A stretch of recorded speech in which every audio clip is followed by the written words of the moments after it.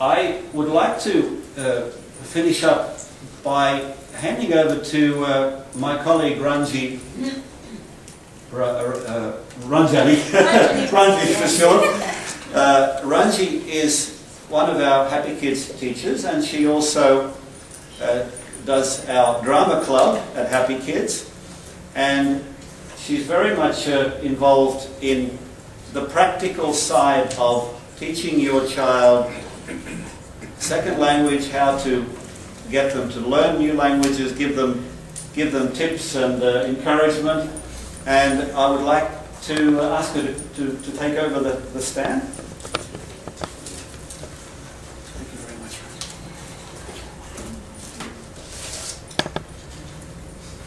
So, I'd like to start by telling a little bit about myself. As Peter said, my name is Ranji. I work at Happy Kids. I work for the age group 4-5, and I have been traveling all my life. So I've been brought up in a very multilingual culture, and my father worked in the UN, so pretty much from the age of 4, I've lived in Cambodia, I've lived in Kenya, I've lived in Tanzania, I lived in Switzerland, and I've also lived briefly in England, and now I'm in Hungary. So I've had the opportunity to travel around the world through many different cultures and many different languages. I wish I could say that I am multilingual, but actually I'm not. I am bilingual. My languages I speak are Tamil and English. The reason for that is because when I was traveling around Kenya and Tanzania, there was never a need to learn another language for me. There was never a need to learn Swahili because pretty much everybody there spoke English, and I was moving around in a very English community, so it wasn't a requirement. However, I saw the great difference when I moved to Switzerland, to Geneva, and everybody was speaking French. I did some French at school, but it's not the same thing when you do it at school and when you're living in a country where the first language is French. And I had a lot of difficulties trying to fit into the community. I had difficulties fitting into school.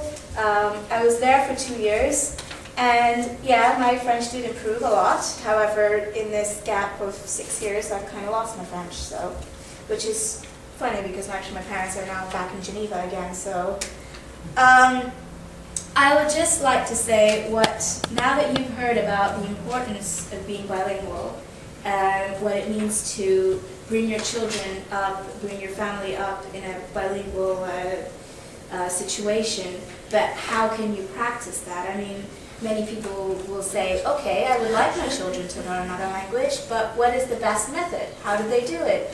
Will I teach them at home a second language, or are they going to learn in school? I mean, there are many different methods of incorporating different languages into your lives, but some methods will work better than others. Some methods will you just find that after some time they will stop or they won't progress. So these are the things I would like to highlight about the different kind of situations you will be living in when you are in a different country, how to help your children, support them at home in learning additional languages. So these are the things that I will look at, and I would like to highlight some things. Now, children from birth, they learn languages very quickly. First, when they start, actually they learn even before they're born, when they're in the womb, like a few weeks before giving birth. Children are already listening to what's going on outside. They're listening to the intonations. They're listening. They can distinguish different humans' voices. That's why children are able to recognize their mother's voice above all. When they're born, children learn through listening and through imitating what you are saying. They are able to differentiate between different sounds. And by age 3, they are able to know the basic syntax of their mother tongue, meaning the basic sentence structures. Which is actually a funny story because I've been kind of learning on and off Hungarian for the past year, and I find that there's no kind of proper word order in the Hungarian language. and in English, the word order in a sentence is very, very important. So I've seen the kids who come into our school who've only know Hungarian, and the way they structure the words around the way they structure the words in a sentence when they start learning English, it can be completely messed up. It can be very different, but this is a learning process for them. So they learn the basic syntax, they're able to learn the basic grammar, so the rules of the language, and they are able, and they know some vocabulary. They know about, by the age of 5, they know about 10,000 to 14,000 vocabulary words, mostly to do with their emotional, it's through their emotional language, how they interact with the parents, and that's the most important thing for them, is how they interact with the caregivers in order to get what they want, basically. One second. Now there is such a thing as a critical period. Children learn best when you start introducing a language at a very young age, but there are also different critical periods throughout a person's life. There's the ages from birth to 2, and then 2 to 4, and there's also from 10 to 13. This is usually the time where different languages are introduced in schools, because it's actually nowadays cool to learn more than one language when you are at school, especially when you go to an international school. If you go to a school with many different children from many different backgrounds, it's powered by motivation, that they're motivated to learn additional languages, and also society puts a pressure on them to learn more than one language. So they do this, and they are able to, but the most important thing with learning any language is to be consistent. It is true that what Peter said, that being bilingual, being introduced to more than one language, doesn't mean that it's going to stunt your child's language development, but there is certain conditions that you do need to follow, such as being very consistent with the languages you are exposing your child to. And this, I will go into different factors that that fuel language development, only that language to the child. So there's a rule: one parent, one language. There can be a third language, but that shouldn't be a dominant one. Like, you could let your child know that there is this other language that in the future you will learn. They can listen to words of it, but it's also important not to overwhelm the child by speaking too many languages all at the same time. This is actually evident in my younger sister. She was born in Cambodia, and see, when I speak to my parents, I speak a mixture of Tamil and English. So I've never heard of anyone speaking pure Tamil. Like, I don't think there is any such thing, maybe in villages and stuff. So the way we speak it is by mixing the two. And for my sister, she wasn't able to pick up either English or Tamil until the age of 3. And at that time we were in Cambodia, and she had babysitters who were speaking Khmer to her. So she was surrounded by all these languages, too much of a mix, and until the age of 3, she didn't know what she wanted to speak. Finally, she stuck to English. She doesn't speak any Tamil. She can understand Tamil, but she can't speak it. Like, we've tried teaching her even now, but she can't form the words in her mouth. It's kind of not possible for her to do so. Especially Tamil is a language where there's a lot of consonants used, and she always mixes up the consonants. So it's not that easy, actually.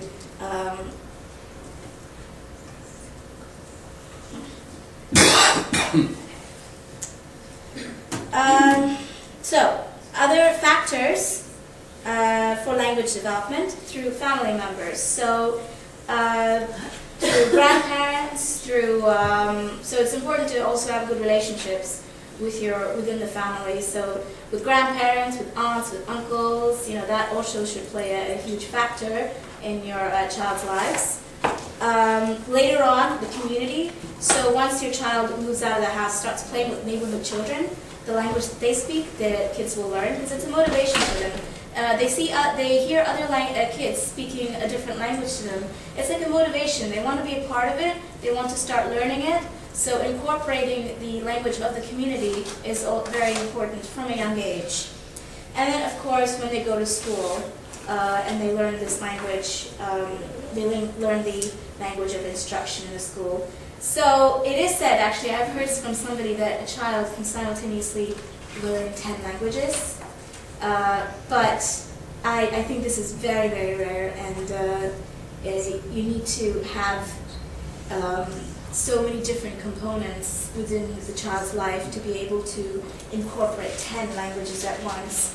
I do know a boy, though, who does know, he knows about 5 languages. He gets one from mother, one from father, one from the community, one from a nursery, and one from school. So 5 languages. That, I think, already is a lot. But as, you know, just as quickly as children can learn new languages, they can also lose it. So that's also an important thing of being consistent. And after a certain age in their life, if they don't get that stimulus from a language as much as they do get the others, they will start slowly to lose that language. Like if they go study abroad, or if they go to university, they're going to lose the language that they were born with at some period in their life. So, you know, they might be able to absorb so many different languages, but it's another thing trying to keep all those different languages going at the same time. Children learn best through interaction. So, you know, talking a lot with your child, playing a lot of games, these are all good. And yeah, some TV is good for the child, but, you know, sticking them in front of the TV is obviously not going to work out in the long run. But there are, you know, videos do have their advantage as well, you know, visual stimulus, and a child can also pick up certain things through that way.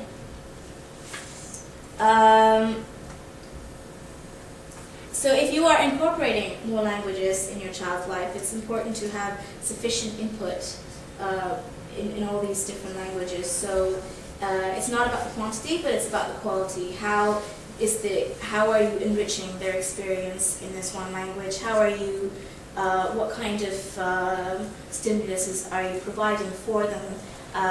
What kind of environment are they in to be able to gain a richness in this language?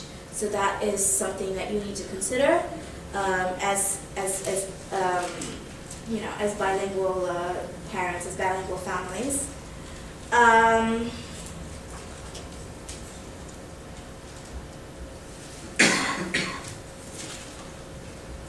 So, a lot of articles I've read, they said that this is going to take time. I mean, it's not easy. You have to really strategize. You have to plan how you are going to do it. So a lot of things are reading to your child. Even after they're able to read by themselves, you can still read to them until the children themselves say, stop, I want to be able to read by myself. Songs, through nursery rhymes, through lots of singing, videos, some videos will help. Family members, for instance, once they reach a certain age, obviously I'm not saying really little toddlers, but spending weekends with grandma, can help a lot. So multilingual is as important as multicultural. Learning languages goes hand in hand with the culture as well.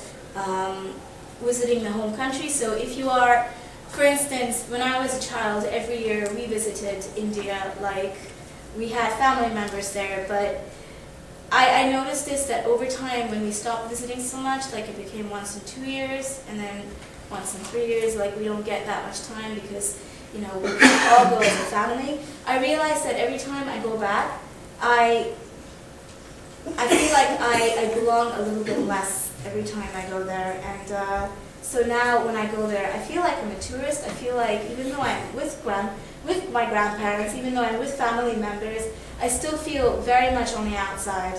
And like this is me, who I'm older than my younger sister, so for my younger sister it's even less so. She doesn't even like going because for her everything is strange. So it's important, even if you're living abroad, to be able to visit from time to time to your home country, so your child is able to incorporate the culture, to identify themselves with the culture. Like, this is, I mean, I'm a third culture kid, so I don't really have a culture, to be honest with you. It's just, I don't find India my home. But okay, I just want to say a few more things. Sorry.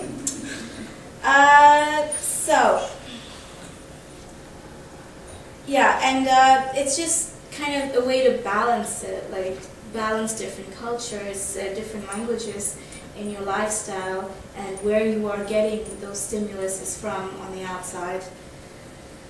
A few challenges with learning lots of different languages. Language retention, like are you able to keep the language going over a long period of time? Relationships within the family, like if the father travels a lot and he speaks another language to the child, then obviously the child is going to be dominant in the mother's language and not so much in the father's language. Mobility, like for parents who are moving around every few years, but they want to be able to teach the language, they want to be able to for the child to learn the language of the community. This is not going to be very consistent, as you move from country to country. And it's important to give each of the language they're learning equal importance in the child's life. Just briefly, Peter, do I have a little bit of time? Yes. Okay. I just want to say what we do at Happy Kids because in Happy Kids we have children from all different backgrounds. Happy Kids is very much of an international community. How do we bring that to what we teach? We have in our class Chinese children, Japanese, from Czech Republic. How are we able to bring them into what we do, bring them into our culture? First of all, we do have a let's stick to English in the class policy, and this is obviously with children as young as we have in Happy Kids. It's also difficult for them to, it's a process for them to understand that, oh, in our school we have a lot of children from other backgrounds, they're not going to understand Hungarian, so we need to speak in English. And that is something that as children grow older, they learn. They learn that, we have to include everybody in. All of our lessons are in English.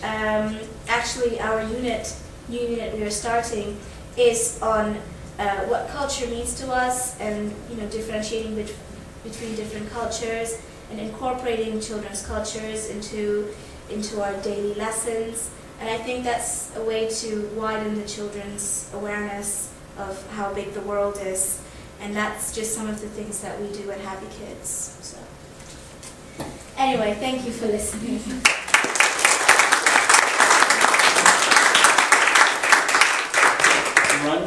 Ranji would like to invite any parents after. Can you say? Yes. So there is a long lunch period. It's like 12 to 3, which is like 3 hours long. What I suggested to Peter is that I would like to maybe run a short, because I've been doing drama all my life, and I think when it comes to communication, drama is very important. So, and even for adults is also very important. So if you've had your lunch and you don't know how to kill the next 2 hours or whatever, I would like to maybe, run a short half an hour to an hour kind of drama games and some interaction between all of you here today. So if you would like, you can join me. I don't know where it's going to be, but I can... Next door. Next door, because there's a large space, but I can let everybody know when the time would be for that. Okay. So if you feel like you want to stretch your legs, you're welcome to come. So we have a real live third culture kid in the audience that you could relate to. Thank you very much, Ranji. The dual immersion, we're running a little bit short on time, so I don't want to run the film, but I just wanted to mention, if you're interested in the topic I spoke about earlier, about what they're doing in the state of Utah in the United States with the dual immersion language program, then please ask Mr. Google, and he will give you more than enough information about this topic. It's a fascinating topic for those interested in language development and acquisition in young children.